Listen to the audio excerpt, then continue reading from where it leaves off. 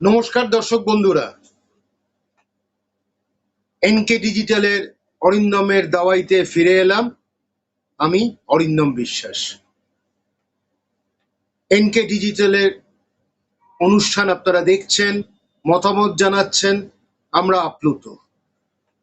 প্রবীর বাবুর নেতৃত্বে তার যে টিম সত্যি কথা অনবরত কাজ করে যাচ্ছে, অফুরন্ত এনার্জি নিয়ে কাজ করে যাচ্ছে। কিন্তু দুঃখের বিষয়, প্রবীর বাবু একেবারে সাংবাদিকতা করছেন সাহসের সাথে। এই সাহসের সাথে সাংবাদিকতা করতে গিয়ে মাঝে মাঝে একটা বাধা আসে। আপনারা অনেকেই দেখেছেন 21শে জুলাই উনি অনুষ্ঠানে যাওয়ার আগে যখন তৈরি হচ্ছেন, উনি বেরিয়েছেন, ওনার ওপর কিছু আধা দিগম্বর, কিছু অসভ্য প্রাণী বা কিছু অসামাজিক জীব আক্রমণ করল। যে মানুষটা সাথেও নেই পাচেও নেই, কেন উনি সাংবাদিকতা করছেন ঠিকভাবে, তার ওপর আক্রমণ এসে পড়ল। এটা অত্যন্ত লজ্জাজনক, বেদনাদায়ক। আশা করি পুলিশ প্রশাসন একটা ব্যবস্থা নেবেন, কিন্তু আমি জানি না কি হবে। কিন্তু প্রবীর বাবুর সাহস কমবে না, প্রবীর বাবুকে দমানো যাবে না, কারণ সব থেকে বড় শক্তি আপনারা আছেন।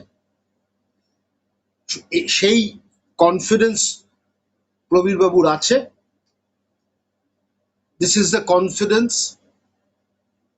Because of the people, because of you, আপনারা যারা এনকে ডিজিটালকে একটা সফল জায়গায় নিয়ে গেছেন। এইবার আজকের বিষয় শীর্ষক, মমতা ফের জ্বলে উঠতে চলেছে। আজকে বিভিন্নভাবে তৃণমূলকে ভেঙে দেওয়া হয়েছে, কেউ আবার নতুন নতুন নামকরণ করছে, কিন্তু আমার কাছে একটা স্পষ্ট বার্তা, এটা আমার কাছে পরিষ্কার। তৃণমূলের সাথে মমতা বন্দ্যোপাধ্যায়ের নাম অঙ্গাঙ্গিভাবে জড়িয়ে আছে। কংগ্রেস থেকে ব্রেক করে তৃণমূলে উনি এসেছেন, তৃণমূল দলটা তৈরি করেছেন 98 সালে। সেই থেকে লড়াই শুরু, মুখ্যমন্ত্রীও থেকেছেন, এইবার পরাজিত হয়েছেন, নতুন সরকার এসছে। কিন্তু মমতা বন্দ্যোপাধ্যায় একটা কোলোসাল ফিগার, একটা রাজনৈতিক চরিত্র, যাকে কখনো দমানো যায়নি, দমানো যাবে না, সেটা কিন্তু বারবার প্রমাণিত হচ্ছে। এই 21শে জুলাই কিন্তু প্রমাণিত হয়েছে মানুষের ঢল কোন দিকে যায়। কারণ আপনারা জানেন বিভিন্নভাবে তৃণমূলকে ভেঙে দেওয়া হয়েছে। তো সেই ভেঙে দেওয়ার মধ্যে যারা চলে গেছেন অন্য দলে, আমি এদেরকে আপেল আখরোটদের দল বলবো। এদেরকে কিছুভাবেই তৃণমূলের নাম বলবো না, আপেল আখরোটের দল। আর ওইদিকে একটা এনসিপিআই নাকি একটা হয়েছে, ইমার্জিং ফ্রম দ্য অ্যাশেস যেটাকে বলে, একটা দল তৈরি হয়েছে। 21শে জুলাই প্রমাণ করলো মানুষের আবেগটা কোন দিকে, মানুষের ভালোবাসা কোন দিকে, মানুষ কাকে সম্মান করে, কাকে দেখে ভিড় করতে যাবে। একটা মোটামুটি খাওয়া দাওয়ার আয়োজন হয়েছিল শুনলাম গান্ধী হইতে, সেখানে 200টা লোকের ভিড় হয়েছিল কিনা সন্দেহ আছে। কিন্তু মমতা বন্দ্যোপাধ্যায় 21শে জুলাই শহীদ তর্পণে প্রায় 1 লাখ, তারও ছাড়িয়ে যেতে পারে, সেই সংখ্যায় মানুষ কিন্তু এসছিল। আমি এইটুকু বলতে পারি, রাস্তার নামকরণ আমি জানি না অত, ওখানে ক্যাথিড্রাল রোড কোনটা, কিন্তু রবীন্দ্র সদন থেকে বিড়লা প্ল্যানেটোরিয়াম ছাড়িয়ে মানুষের ভিড় ছিল। একটা সময় ওই রাস্তাটা আদালতের নির্দেশ ছিল যে ছেড়ে দিতে হবে, কিন্তু 12টার পর থেকে, সাড়ে বারোটার পর থেকে পুলিশকে কিন্তু ওই রাস্তা বন্ধ করে দিতে হয়, কারণ মানুষ আর ধরতে পারছিল না। সুতরাং বুঝতেই পারছেন যে কি বিশাল জনসমাবেশ হয়েছে। মমতা বন্দ্যোপাধ্যায় গদিতে নেই, তার পাওয়ার নেই, কাউকে ডিম ভাত খাওয়াতে পারেননি, কাউকে চায়ের পয়সাটাও দিতে পারেননি, কাউকে জলের পয়সাও দিতে পারেননি। মানুষ নিজের তাগিদে এসছে একবার নেত্রীর বক্তব্য শুনতে। এই তৃণমূল দলে নেতা কম, সমর্থক অনেক বেশি। আপেল আখরোটদের দলে নেতা বেশি, লোকজন কম। তো সেইখানে হয়তো আপেল আখরোটদের দলে একটু সিট ভরাতে দেখা গেছে বিভিন্ন ছবিতে, এআই দিয়ে আবার ভরিয়েছে, সেটাও ছবিতে দেখা গেল, বোঝাও গেল। আবার হয়তো তাদের 54 জন কত নেতা এসছিল, ইন্টু 2 করলে 108 হয়ে যায়, তাদের ড্রাইভারদেরও বলেছে ওখানে বসে যা। যাই হোক, অনেকে ভুল করেও ঢুকে পড়েছেন, সেটাও ঘটনা। একজন ভদ্রলোক তো অবাক হয়ে গেলেন, যাকে যখন প্রশ্ন করা হলো কোনো মিডিয়া কর্মী। কিন্তু আসল জায়গায় আসি, মমতা বন্দ্যোপাধ্যায় একেবারে বুঝিয়ে দিয়েছেন তিনি কোন জায়গায় আছেন, তার অবস্থান কোথায়। মানুষ ভালোবেসে আবেগে ওই দিন বিড়লা প্ল্যানেটোরিয়ামের সামনে 21শে জুলাইয়ে মানুষ একত্রিত হয়েছিলেন। বুঝিয়ে দিয়েছেন বাংলায় বাঙালি অবাঙালি সবাই যারা তৃণমূলকে সমর্থন করেন, তাদের কাছে মমতা বন্দ্যোপাধ্যায় কিন্তু একজন নেত্রী, এবং যে নেত্রী তাদেরকে এগিয়ে নিয়ে যেতে পারবে দলটাকে। সুতরাং আমি দেখছিলাম বিভিন্ন ওই 4 ঘন্টা 5 ঘন্টা কিছু চ্যানেল আছে, কিছু চোখে চোখ রাখা চ্যানেল আছে, সেই জায়গায় তারা মমতা বন্দ্যোপাধ্যায়কে রাইট অফ করে দিয়েছে in regard to her political career, but that is not the case. আজকে মানুষের মধ্যে সেই উৎসাহ আবার বেড়েছে, কারণ বর্তমান সরকার এমনি দিল্লির ওপর ভরসা করে সরকার, যাকে ডাবল ইঞ্জিন বলছে, সেই ইঞ্জিন ডাবল করতে গিয়ে দিল্লিতে কিন্তু এমনি নড়বড়ে। আর এক আরশোলা এমন চুলকুনি দিয়েছে, তাদেরকে আর আটকানো যাচ্ছে না। পেপার বেরিয়ে যাচ্ছে, বড় লোকের ছেলেরা যাদের হাতে নোট আছে, বাবা শেখাচ্ছে ছেলেকে, আমি তোর পেপারটা চুরি করে তোকে পরীক্ষা দেওয়াচ্ছি। বাহ, কি সুন্দর বাবারা, পরিবারের টাকা আছে আমাদের, পেপারটা কিনবো, তারপর তুই পরীক্ষায় বস। তাহলে আর পরীক্ষায় বসবি কেন, এমনি তাকে দিয়ে দে না, কয়েকটা সিট যদি এমনি পেয়ে যায়। গ্রামের মানুষ এই নিট পরীক্ষায়, ডাক্তারি পরীক্ষার স্বপ্নটা চুরমার করে দিয়েছে, কারণ সুপ্রিম কোর্টের একটা নির্দেশ ছিল। সুপ্রিম কোর্টের নির্দেশটা বাধ্যতামূলক হয়েছিল, কারণ বিভিন্ন জায়গা থেকে একটা কমপ্লেন এসেছিল যে আপনারা এমন ভাবে মেডিকেল সিস্টেমটাকে তৈরি করুক যাতে there is an uniformity in the medical system.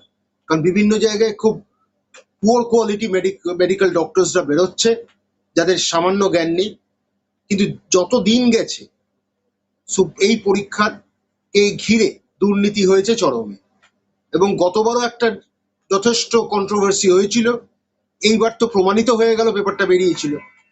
তাদের মন্ত্রী সিনেমার ধর্মেন্দ্র না, এমনি ধর্মেন্দ্র, উড়িষ্যার ধর্মেন্দ্র, তিনি এসে এখনো পর্যন্ত he did not own up responsibility, নিজের দায়িত্ব নেয়নি, তার পদটাও ছাড়েনি। তাকে শিল্ড করতে বেপরোয়া হয়ে গেছে কেন্দ্রীয় সরকার, কিন্তু কেন জানি না। কিন্তু করাপশন হয়েছে, এটা তো বারবার প্রমাণিত, আরেকবার পরীক্ষাটা তো হতে হলো।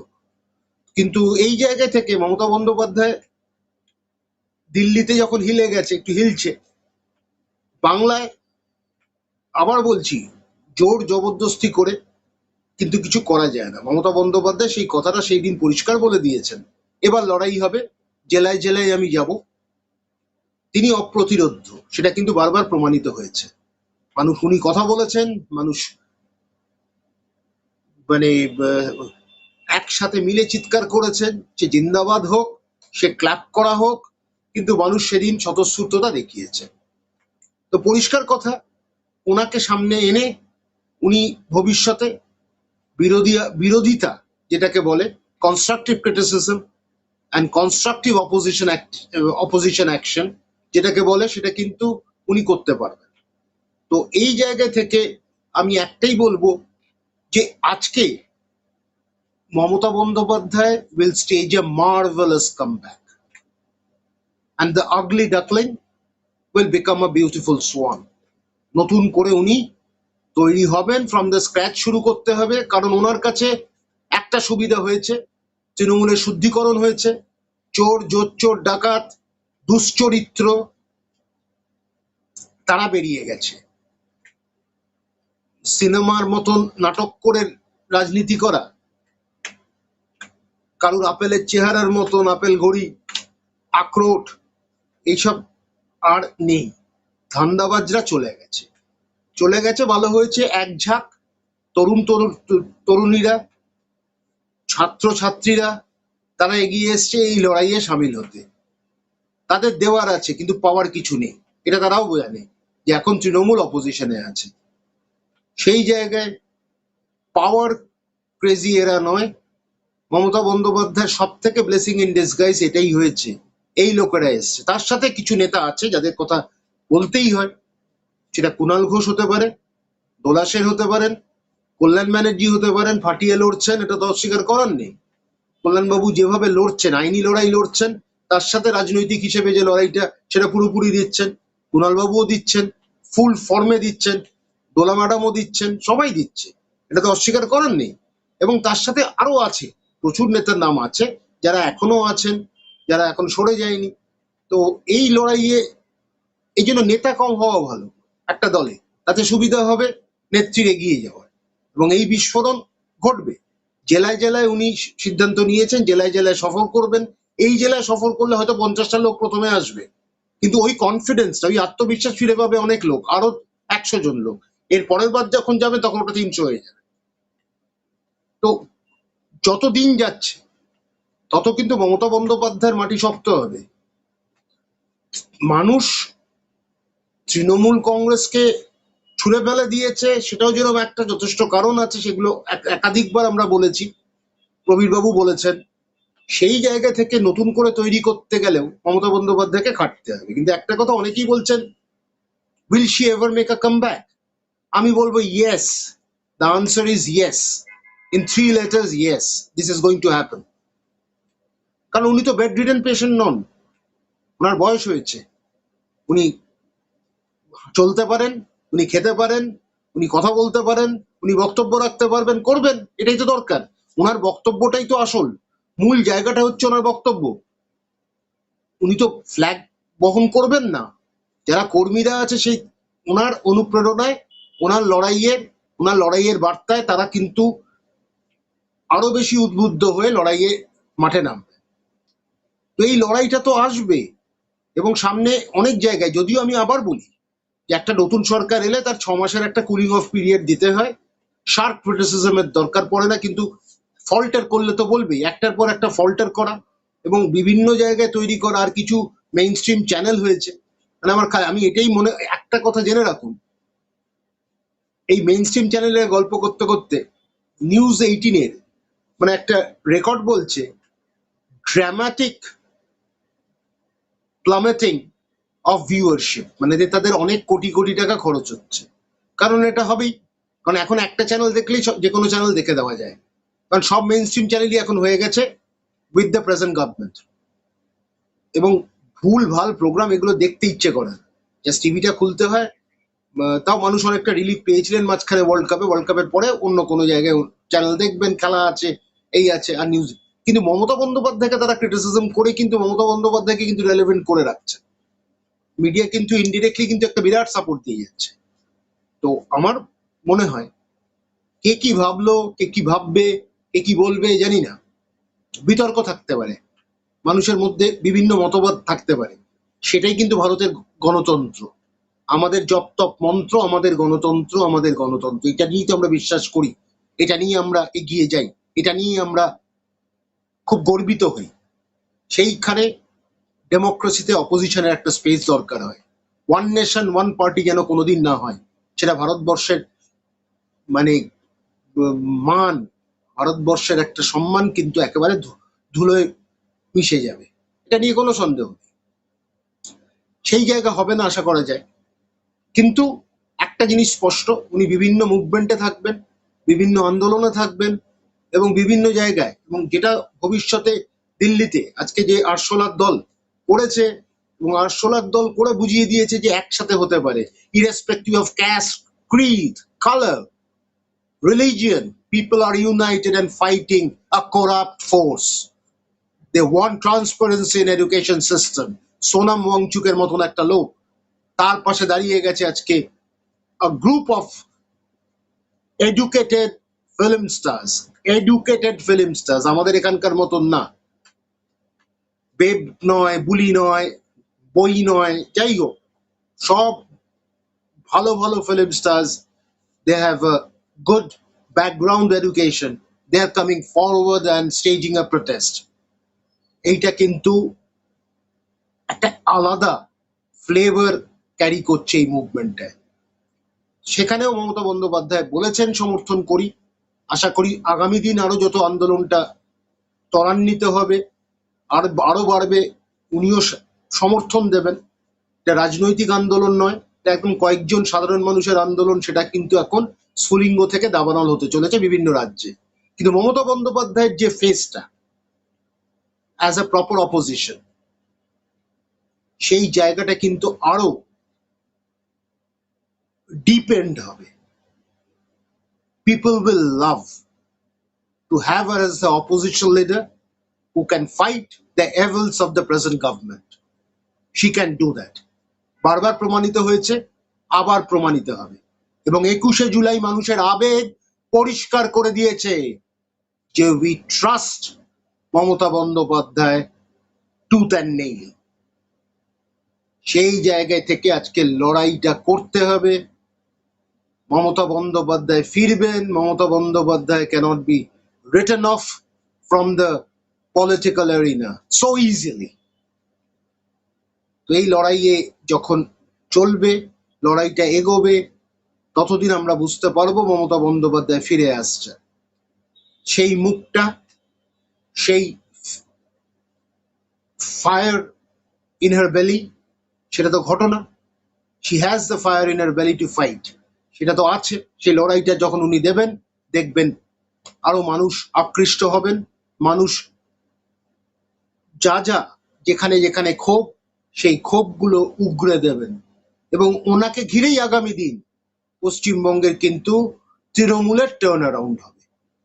কে কি সিম্বল পেল ইটস নট ইম্পর্টেন্ট, কিন্তু একজন মানুষকে দেখে মানুষের বিশ্বাস তার ওপর, মানুষের আশা আকাঙ্ক্ষা তাকে ঘিরে, সেইটা কিন্তু প্রতিফলিত হবে এবং সম্পূর্ণ হবে।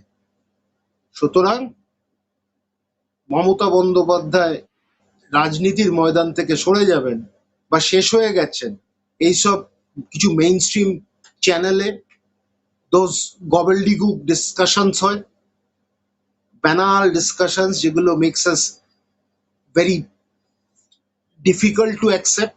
আর মান্ডেনিটি, এই মান্ডেনিটির থেকে আমরা মুক্ত হই। কিন্তু এই জায়গায় লড়াইটা মানুষ করে, লড়াইটা মেইন স্ট্রিম মিডিয়া চ্যানেল করে না বা কিছু মিডিয়া চ্যানেল করে না। আর তার সাথে অবশ্য কিছু প্ল্যাটফর্ম রয়েছে যেখানে আমরাও বলার কিছু একটা সুযোগ পাই, সেটা হচ্ছে এনকে ডিজিটাল। এনকে ডিজিটালের প্রবীর বাবুর ওপর যতই আক্রমণ করো, bloodthirsty regime doesn't last long. One must remember, you cannot stop people from speaking out the truth. Democracy কে স্ট্র্যাঙ্গল করা সহজ নয়, তাহলে হিটলার মুসোলিনিরা বাঁচত। যাই হোক, মমতা বন্দ্যোপাধ্যায় থাকবেন, আছেন, ভবিষ্যতে নেত্রী হয়ে আবার ফিরে আসবেন। তৃণমূল কংগ্রেসটাও জেগে উঠবে। পরিষ্কার একটাই তৃণমূল কংগ্রেস। আপেল, আখরোট, আগুনের পরশমণি গাওয়া দল, তাদেরকে নিয়েও আমার কোনো মাথা ব্যথা নেই, কারণ মানুষ এদেরকে জানে। এরা দুদিনে গ্যাস বেলুন, সেটা ফেটে যাবে। যাই হোক, এই লড়াইয়ে মমতা বন্দ্যোপাধ্যায়ের সাথে যারা আছেন তারাও নিশ্চয়ই লড়ছেন এবং লড়বেন এবং আবার ফিরিয়ে আনবেন একেবারে যে মহিমায় ছিল সেই মহিমায়, মহিমায় লড়বে। তো আজকে ভালো থাকুন আপনারা, আর মন্তব্য করতে থাকুন, কারণ আপনারাই সব থেকে বড় পাওয়ার হাউস। এনকে ডিজিটাল যাদের ওপর, যাদের জন্য ভরসা, সেটা হচ্ছে আপনারা। You are the powerhouse, helping NK Digital to march forward and stand by the side of Prabir Babu at the odd hour. যেসব বার্তা দেখেছি আমি, প্রবীর বাবুর প্রতি একটা ইমোশন, প্রদীপ বাবুর প্রতি ভালোবাসা, সম্মান, শ্রদ্ধা সবই দেখিয়েছি। আপনারা পাশে আছেন, NK ডিজিটাল চলবে। প্রবীর বাবুকে মারপিট করে থামানো যাবে না। তার যা সাহস আছে, তার যা বলার ক্ষমতা আছে, তার যা নীতি আছে, সেটাকে কখনো পরিবর্তন করানো যাবে না। কারণ উনি শক্ত মনের মানুষ, আর আপনাদের মতো মানুষের কথা উনি ভাবেন, আপনারা ওনার কথা ভাবছেন। লড়াই চলুক, মমতা বন্দ্যোপাধ্যায় লড়াই হবে, লড়াই বিভিন্ন মানুষ লড়াই দেবে, প্রবীর বাবু একভাবে লড়াই দেবে, আমি একভাবে লড়াই দেব, XYZ একভাবে লড়াই দেবে, কিন্তু লড়াইয়ে একটা সম্মিলিত একটা কিন্তু এফেক্ট থাকে। সেই ইতিবাচক বিষয়টা, ইতিবাচক যে একটা ফল, সেই ফলটা কিন্তু আমরা লাভবান আমরাই হব। কারণ ওয়েস্ট বেঙ্গলে democracy must be restored. We cannot accept a tyrannical regime in Bengal. যাই হোক, এই লড়াই চলুক, আপনারা আছেন, ধন্যবাদ জানাই। Mamata Bandyopadhyay will remain an important political figure in Bengal. এইটুকু বলেই শেষ করছি। ভালো থাকবেন, পাশে থাকবেন, সঙ্গে থাকবেন। নমস্কার।